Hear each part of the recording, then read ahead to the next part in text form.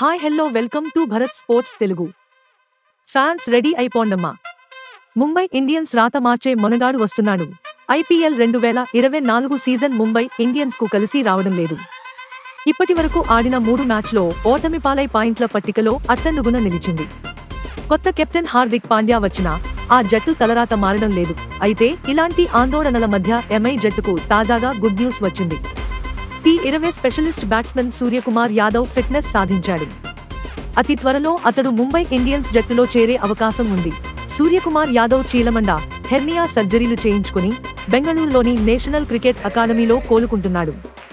తాజాగా ఐపీఎల్ కు రీఎంట్రీ ఇచ్చేందుకు అతను ఫిట్నెస్ సాధించినట్లు NCA క్లియరెన్స్ సర్టిఫికేట్ జారీ చేసింది. దీంతో సూర్యకుమార్ యాదవ్ ఐపీఎల్లో ఎంట్రీ ఇవ్వనున్నాడు. నేడో రేపో ఎంఐ జట్టులో చేరనున్నాడు. దీని గురించి విశ్వసనీయ వర్గాల నుంచి సమాచారం అందిందని క్రికెట్ నెక్స్ట్ రిపోర్ట్ పేర్కొంది. సూర్యకుమార్ యాదవ్ NCA నుంచి ఫిట్నెస్ క్లియరెన్స్ పొందాడు. నేడు లేదా రేపు టీం ఎంఐ బస చేసే హోటల్లో జట్టు సభ్యులతో జాయిన్ కానున్నాడు. ఏప్రిల్ 5న నెట్ ప్రాక్టీస్ సెషన్లో పాల్గొంటాడు. ఆదివారం ఢిల్లీ క్యాపిటల్స్ తో జరిగే మ్యాచ్లో అతను బరిలో ఉండవచ్చు అని నివేదిక స్పష్టం చేసింది. సూర్య రాకతో ముంబై పరిస్థితి మారుతుందా? ఐపీఎల్ 17వ సీజన్ ప్రారంభమై 2 వారాలు గడుస్తోంది. ఇప్పటివరకు ముంబై ఇండియన్స్ జట్టు బోణీ కొట్టలేదు.